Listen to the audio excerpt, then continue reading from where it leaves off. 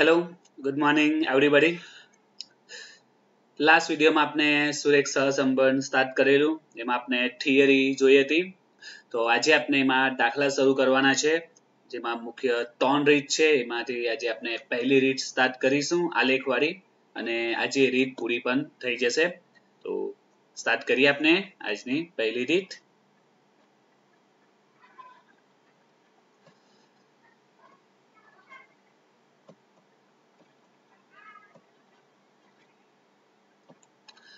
Unique coaching class ધોરણ 12 state, chapter બીજું સુરેખ સહસંબંધ ભાગ 2. તો વિદ્યાર્થીઓ, આજે આપણે સહસંબંધના અભ્યાસની રીતો જોઈશું. મુખ્ય 3 રીત છે સહસંબંધનો અભ્યાસ કરવા માટે. તો એમાં પહેલી રીત છે વિકર્ણ આકૃતિની રીત, જેને આપણે કહી શકીએ આલેખવાળી રીત પણ કહી શકીએ છીએ. ત્યારબાદ બીજી છે કાર્લ પિયર્સનની ગુણન પ્રઘાતની રીત. કાર્લ પિયર્સનની ગુણન પ્રઘાતની રીત. Okay, and third one is સ્પીયરમેનની ક્રમાંક સહસંબંધની રીત. યાદ રાખજો, સ્પીયરમેન છે, સ્પાઈડરમેન નથી.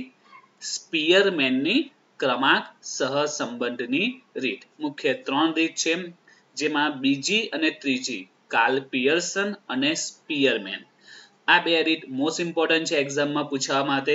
દર વર્ષે એક્ઝામમાં આ બંનેમાંથી એક એક દાખલો ઓલમોસ્ટ આવે જ છે. જે પહેલી રીત છે વિકર્ણ આકૃતિની એટલે કે આલેખની રીત, તો એક્ઝામમાં પૂછવાના ચાન્સીસ એના ઘણા ઓછા છે. ઓકે, તો બીજી ને ત્રીજી મોસ્ટ ઇમ્પોર્ટન્ટ છે, આલેખવાળી વધારે પૂછાતી નથી. પણ તેમ છતાં આપણે એક વખત જોવાનું છે, બાય ચાન્સ જો એક્ઝામમાં પૂછાઈ જાય તો પછી આપણે એના માર્ક્સ ગુમાવવા ન પડે. અને એકદમ સિમ્પલ છે, એટલે આજે એક જ વિડીયોમાં એ પહેલી રીત પૂરી થઈ જશે. ત્યારબાદ બીજી ને ત્રીજી રીત, એમાં આપણે થોડી વધારે પ્રેક્ટિસ કરવાની છે, એમાં વધારે સૂત્ર પણ આવશે. તો આજે આપણે સ્ટાર્ટ કરીએ પહેલી રીત વિકર્ણ આકૃતિની રીત.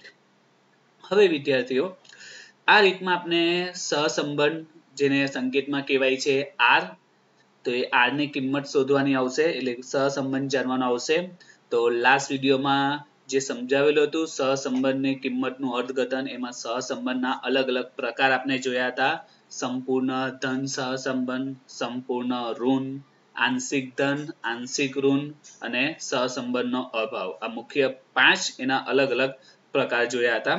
ઓકે, તો આલેખની જે આ રીત છે વિકર્ણ આકૃતિ વાળી, તેમાં તમારે પહેલા અમુક આલેખ કેવા બનશે, એટલે તમે જ્યારે દાખલો પૂછાય ને દાખલો ગણો તો એને તમે આલેખ પર દર્શાવશો. આલેખમાં રજૂઆત કરવાની આવશે દાખલાને.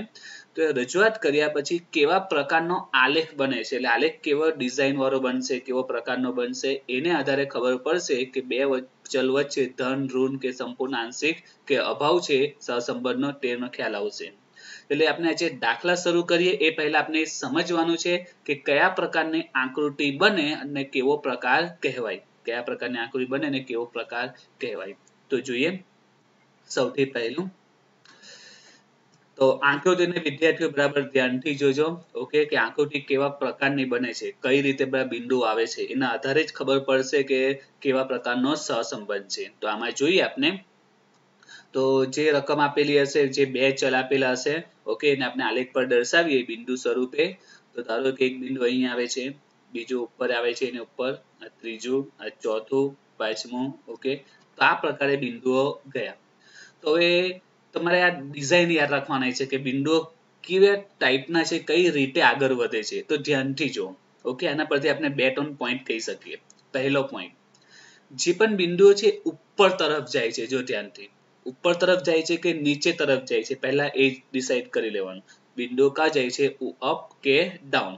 જો ઉપર તરફ જતા હોય એટલે એને શું કહેવાય, ઉપર કોઈ વ્યક્તિ આગળ વધતું હોય, ઉપર જતું હોય, વધારે આગળ લાઈફમાં જતું હોય તો આપણે કહીએ કે સક્સેસ છે, એને આપણે પોઝિટિવ લઈએ. અને જો લાઈફમાં પાછળ જતું હોય, નીચે તરફ જતું હોય, તો એને આપણે માઇનસ એટલે કે નેગેટિવ કહેવાય. તો બસ આમાં પહેલો પોઈન્ટ એ જ છે કે જો બિંદુઓ ઉપર તરફ જતા હોય, આગળ વધતા હોય, તો આપણે એક પોઈન્ટ કન્ફર્મ છે કે આ બે ચલ વચ્ચે ધન સહસંબંધ છે, કન્ફર્મ છે. અને જો બિંદુઓ નીચે તરફ જતા હોય તો બંને વચ્ચે કયો સંબંધ કહેવાય, ઋણ સંબંધ કહેવાય. ખ્યાલ આવી ગયો. બિંદુઓ જો અપ જતા હોય તો પોઝિટિવ એટલે કે ધન સહસંબંધ, અને ડાઉન જતા હોય તો નેગેટિવ એટલે કે ઋણ સહસંબંધ કહેવાય. ખ્યાલ આવી ગયો. અપ જાય તો ધન, એટલે કે પોઝિટિવ અને ડાઉન જાય તો ઋણ નેગેટિવ. હવે બિંદુઓ અપ જાય છે એ તો ખ્યાલ આવી ગયો. ત્યારબાદ બીજો નિયમ તમારે યાદ રાખવાનો કે બિંદુઓ કઈ રીતે છે, એટલે કે ધ્યાનથી તમે જો એક જ લાઈનમાં હોય તેવું લાગે છે, જરૂર નહીં પરફેક્ટ એક લાઈનમાં, પણ ઓલમોસ્ટ એક લાઈન એક રેખામાં જતા હોય તેવું જ આપણે જોઈએ. જે રીતના આપણે તમે લશ્કરના સૈનિકો કેવાય એક જ લાઈનમાં એ લોકો જે લેફ્ટ રાઈટ ચાલતા હોય છે, બરાબર, તો એક જ લાઈનમાં એ લોકો માર્ચ કરતા હોય છે, બરાબર. તો આમાં પણ તમે જુઓ તો એક જ લાઈનમાં જાય છે. તો ધન તો એ ખબર પડી ગઈ, પણ ધનમાં પણ બે પ્રકાર આવે, સંપૂર્ણ ધન કે આંશિક ધન. તો જો એક જ રેખા પર છે બધા બિંદુઓ, એક જ લાઈનમાં છે, બરાબર છે, તો આવી રીતે એક જ રેખા પર એક જ લાઈનમાં હોય તો આમાં કહી શકાય કે અહીં સંપૂર્ણ ધન સહસંબંધ છે. ઓકે, તો સંપૂર્ણ ધન સહસંબંધ ઓળખવાનો ક્લુ શું છે? તો મુખ્ય 2 પોઈન્ટ યાદ રાખવાના. ફરીથી કહું છું, જો ઉપર તરફ જતું હોય એટલે કે ધન સહસંબંધ કહેવાય, અને જો એક જ રેખામાં જતા હોય તો સંપૂર્ણ ધન, અને એક જ રેખામાં નહીં જતા હોય તો આંશિક ધન. ખ્યાલ આવી ગયો? ફરીથી યાદ શું રાખવાનું છે? બિંદુઓ જો ઉપર તરફ જાય એટલે કે ધન સહસંબંધ. હવે ધન સહસંબંધ બી બે પ્રકારના આવે, સંપૂર્ણ ધન અને આંશિક ધન.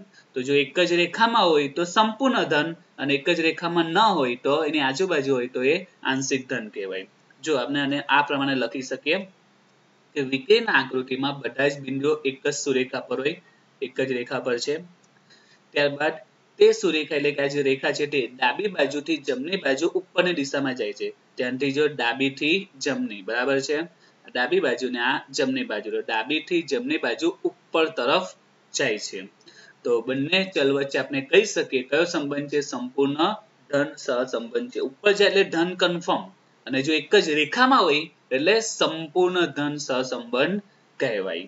ખ્યાલ આવી ગયો? સંપૂર્ણ ધન સહસંબંધ કોને કહેવાય? તો સિમ્પલ છે, તમારે આકૃતિની પેટર્ન યાદ રાખવાની છે. જ્યારે દાખલા આવે તો આકૃતિની પેટર્ન પરથી ડિસાઈડ થશે કે બે ચલ વચ્ચે કેવો સંબંધ છે. ઓકે, તો સંપૂર્ણ ધન સહસંબંધ ક્યારે કહેવાય? તો 2 પોઈન્ટ યાદ રાખવાના છે, સિમ્પલ છે. પહેલો પોઈન્ટ, બિંદુઓ ઉપર તરફ જતા હોય એવું દેખાતું હોય, બરાબર છે, અને બીજું કે બિંદુઓ એક જ રેખામાં એક જ લાઈનમાં જતા હોય એવું લાગે ત્યારે સંપૂર્ણ ધન સહસંબંધ છે. હવે આપણે જોઈએ બીજી આકૃતિ. હવે જો આકૃતિમાં બિંદુઓ કઈ રીતે વર્તન કરે છે, કઈ રીતે આગળ જાય છે, ઉપર નીચે જાય છે, તો જોઈએ બિંદુઓ. ઓકે, ફરીથી જોઈએ બિંદુઓ કઈ પેટર્નમાં જાય છે.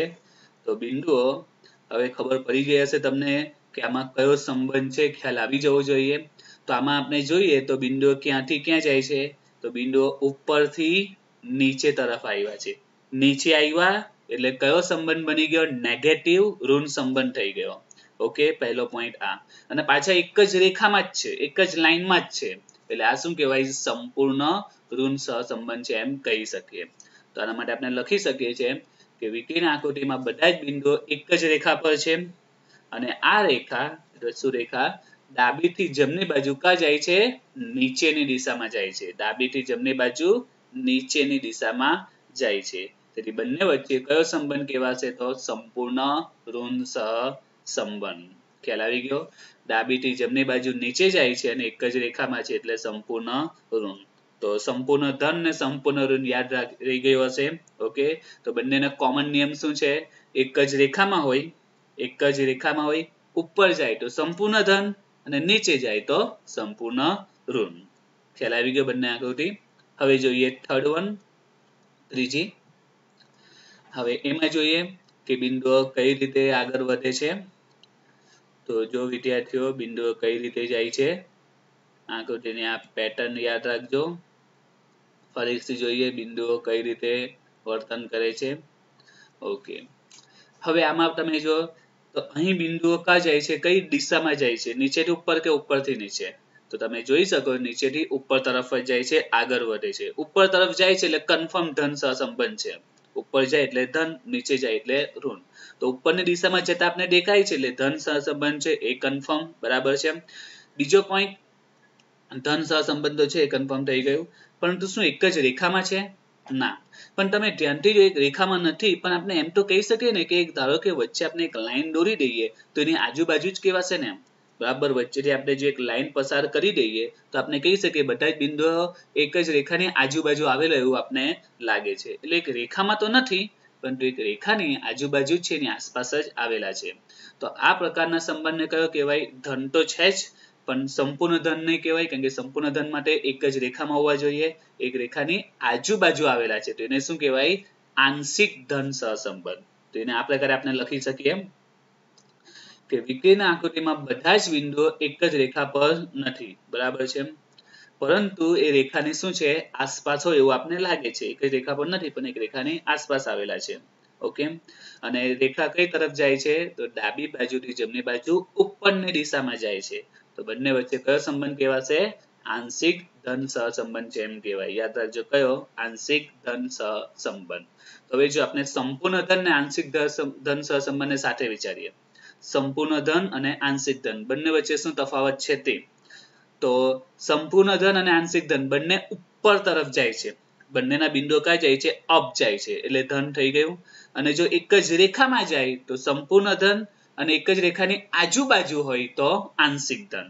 ખ્યાલ આવી ગયો? સંપૂર્ણ ધન અને આંશિક ધન ખ્યાલ આવી ગયો છે દરેક જણને? ઉપર તરફ જાય છે એટલે ધન થઈ ગયો, અને એક જ રેખામાં હોય તો સંપૂર્ણ ધન, અને એક રેખાની આજુબાજુ હોય તો આંશિક ધન. ત્યારબાદ હવે ચોથી આકૃતિ જોઈએ. હવે આમાં જો વિદ્યાર્થીઓ બિંદુ કઈ રીતે વર્તન કરે છે તો આમાં જોઈને તમને ખ્યાલ આવી ગયો હશે કે બિંદુઓ ઉપરથી નીચે તરફ જાય છે. ઓકે, એટલે ઋણ સહસંબંધ કહેવાશે. સાથે સાથે આ બિંદુઓ એક જ રેખામાં નથી પણ રેખાની કા છે? આજુબાજુ આવેલા છે. તો આને કયો સંબંધ કહેવાશે? તો આને આંશિક ઋણ સહસંબંધ કહેવાશે. હવે ખ્યાલ આવી જવો જોઈએ. આગળ આપણે 1 થી 3 પ્રકાર જોયા છે તો ચોથામાં આપણે ખબર પડી જવી જોઈએ.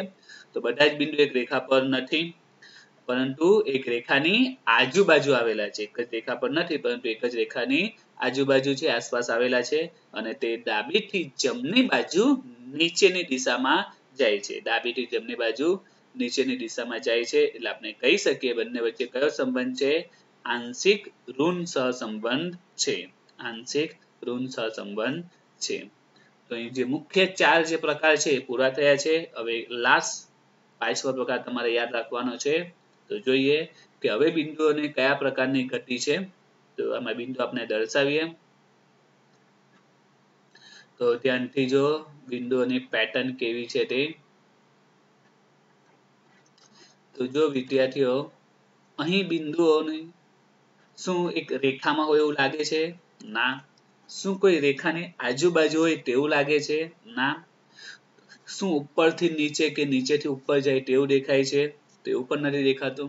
તો અહીં બિંદુઓની કોઈ પેટર્ન જ નથી. ઓકે, મન મરજી પ્રમાણે ગમે તેમ બિંદુઓ વિખરાયેલા છે, બરાબર છે. તો આ પ્રકારના સંબંધને શું કહેવાય? તો આ પ્રકારના સંબંધને કહેવાય જ નહીં. એટલે એકચ્યુઅલી એમાં એવું કહે કે બંને વચ્ચે કોઈ સંબંધ જ નથી.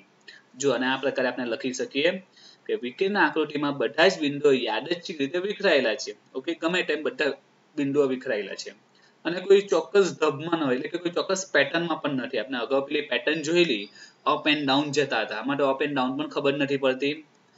અને આવી સિચ્યુએશનમાં આપણે કહી શકીએ કે બંને ચલ વચ્ચે સહસંબંધનો અભાવ છે. એટલે બંને વચ્ચે કોઈ રિલેશન જ નથી. મેં અગાઉના વિડીયોમાં જ્યારે સમજાવેલું સહસંબંધનો અભાવ ત્યારે એક ઉદાહરણ આપેલું હતું કે વરસાદ વધારે પડે અને પગાર વધારે મળે.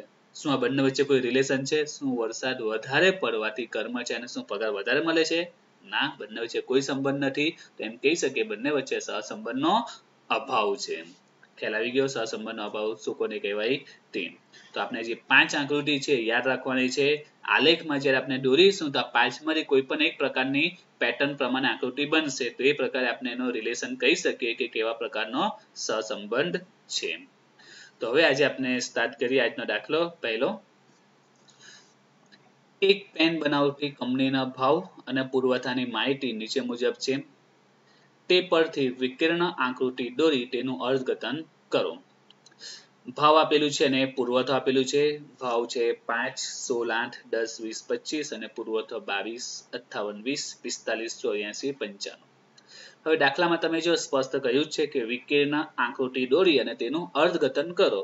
આકૃતિ દોરો અને અર્થઘટન એટલે આપણે જવાબ લખવાનો છે કે કયા પ્રકારનો સંબંધ છે. તો વિદ્યાર્થીઓ આખા ચેપ્ટરમાં જ્યારે પણ આ રીતની માહિતી આવશે, એ રીતે બે રો આપેલી છે, બરાબર છે, બે હાર આપેલી છે, અને આગળ આપણે જે બીજી ને ત્રીજી રીત સ્ટાર્ટ કરીશું, કાર્લ પિયર્સન અને ત્રીજી સ્પીયરમેન. તો દરેક રીતમાં પહેલા આ ટાઈપના આપણે દાખલા બનવાના આવશે. આ રીતે માહિતી આપેલી હશે અને બે હાર આપેલી હશે. તો જે બે માહિતી આપેલી એટલે કે બે ચલની માહિતી આપેલી હશે, ભાવ અને પુરવઠો, એને બે ચલની માહિતી આપી છે. આગળની સેકન્ડ ને થર્ડ મેથડમાં પણ આ જ પ્રકારની રકમ આવશે. તો સૌથી પહેલું સ્ટેપ, આ જે બે ચલ વિશે માહિતી આપી છે, બે ચલને આપણે નામ આપી દેવાના. એટલે કે જે ભાવ છે એને આપણે x નામ આપી દઈએ અને પુરવઠો છે એને y નામ આપી દઈએ. તો દરેક દાખલામાં ફિક્સ સ્ટેપ છે, યાદ રાખજો. જે બે ચલની માહિતી આપણે આપેલી છે, ભાવ પુરવઠો, એને આપણે x અને y નામ આપી દઈએ. હવે આને આપણે આલેખ પર દર્શાવીએ, ભાવ x અને y. તો જુઓ, તો આલેખ આપણે દોરીએ. આલેખ પર આપણે બીજું એક માહિતી કે આલેખ કઈ રીતે દોરાય છે, એના માટે તમે કદાચ 7મા 8મા ધોરણથી આલેખ ભણી ગયા છો અને આલેખ દોરતા ઓલમોસ્ટ બધાને આવડે જ છે. ઓકે, તો આલેખમાં સૌથી પહેલું સ્ટેપ, કોઈ પણ આલેખ દોરો તો આડી રેખા અને ઊભી રેખાને શું કહેવાય તમને ખબર હોવી જોઈએ. તો આડી રેખાને આપણે શું કહીએ છીએ, x અક્ષ, અને જે ઊભી રેખા છે એને આપણે શું કહીએ છીએ, y અક્ષ. આડી રેખાને x અને ઊભી રેખાને y અક્ષ. હવે આડી રેખાને આપણે x અક્ષ કીધું છે, અને આપના માટે જે દાખલામાં ભાવ ને પુરવઠામાં x શું છે, ભાવ છે, એટલે આપણે x અક્ષ પર ભાવ દર્શાવીશું અને y અક્ષ પર પુરવઠો દર્શાવીશું. હવે અહીં આપણે માપ લેવું પડશે. x અક્ષ પર ભાવ દર્શાવીશું તો આપણે ભાવમાં જોઈએ, ભાવ આપણો કેટલો છે, 5, 16, 8, 10, 20, 25. આ બિંદુઓને અહીં દર્શાવવાના છે. તો આમાં આપણે માપ લેવું પડશે, કારણ કે આપણે વિચારવું પડશે ક્યાંથી શરૂ કરવું, 2, 4, 6, 8 કે 10, 20, 30 એ રીતે x અક્ષ પર લખવા પડશે આપણે. તો એના માટે ભાવમાં નાની મોટી રકમ કઈ છે એના આધારે ડિસાઈડ થશે. તો ભાવ x માં જોઈએ તો સૌથી નાના છે 5 અને સૌથી મોટા છે 25. 5 છે અને 25 છે, બરાબર છે. તો હવે વિચાર, આપણે માપ કાથી શરૂ કરીએ. ઓકે, ક્યાંથી આપણે શરૂ કરવું જોઈએ. નોર્મલી તમે આંખલેખ દોરો તો વધારે 6 કે 8 સેન્ટીમીટર નો યુઝ કરી શકો છો.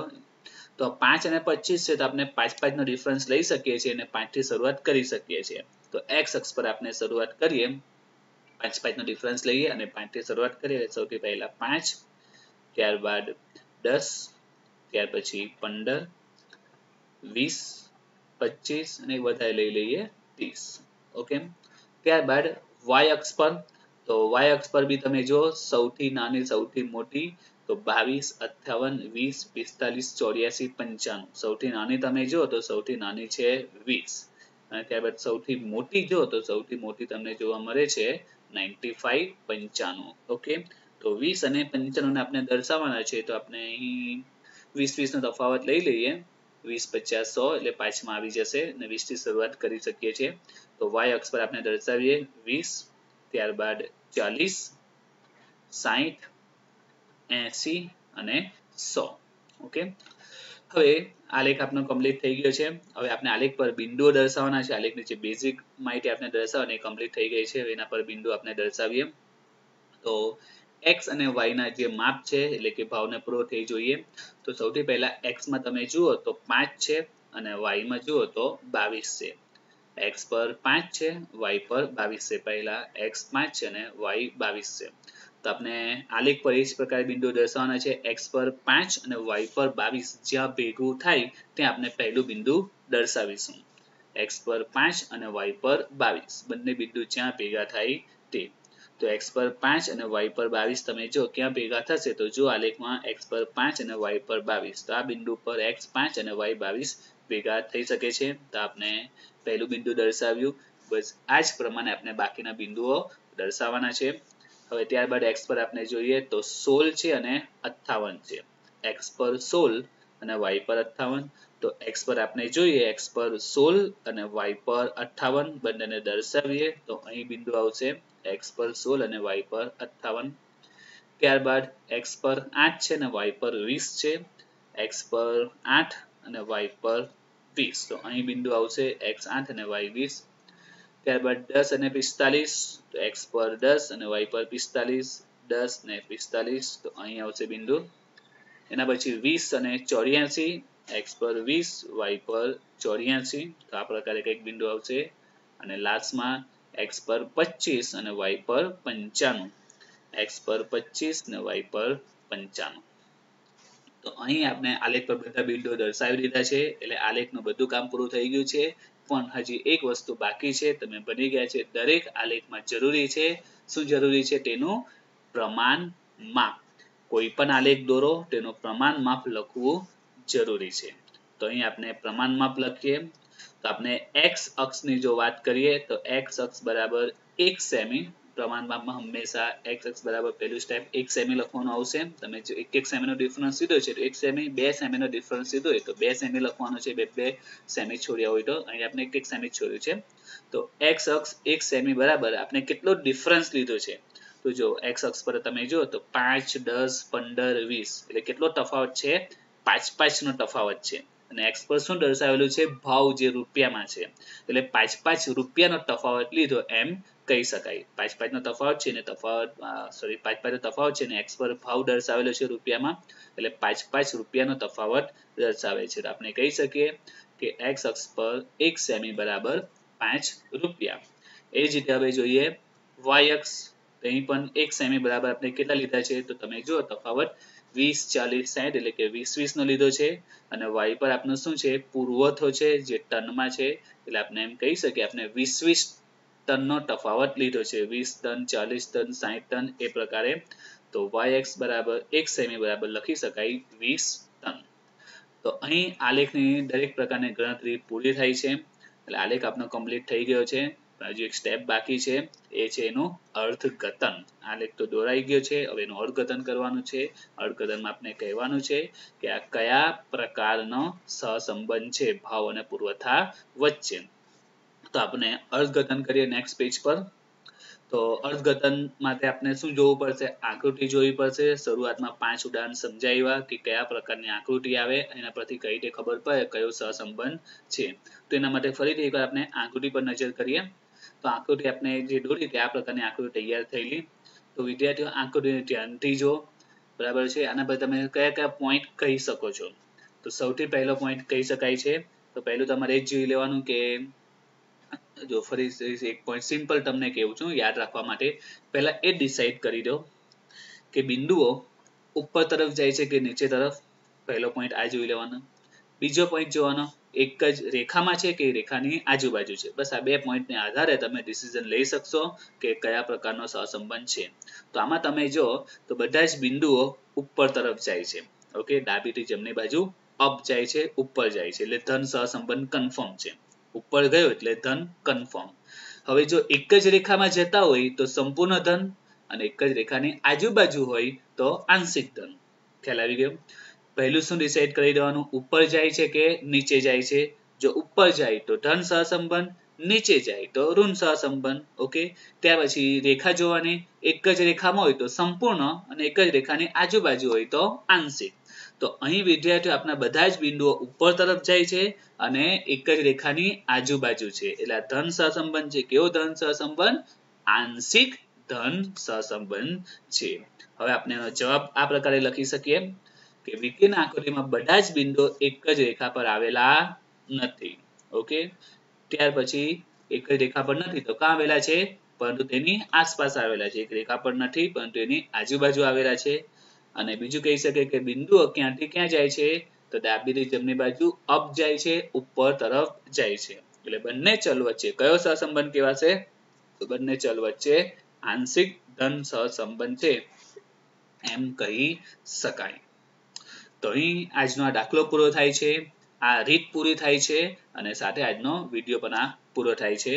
આ રીતમાં આપણે એક દાખલાને આધારે બાકીના દાખલાની ઇઝીલી પ્રેક્ટિસ તમે કરી શકો છો. ઇઝીલી એક દાખલો ખબર પડશે તો બાકીના દાખલા એકદમ સિમ્પલ તમને લાગશે. તમારે ફક્ત જે આકૃતિની પેટર્ન છે બસ એ યાદ રાખવાની છે. એના આધારે કહેવાનું છે કયા પ્રકારનો સહસંબંધ છે. Okay, thank you for watching.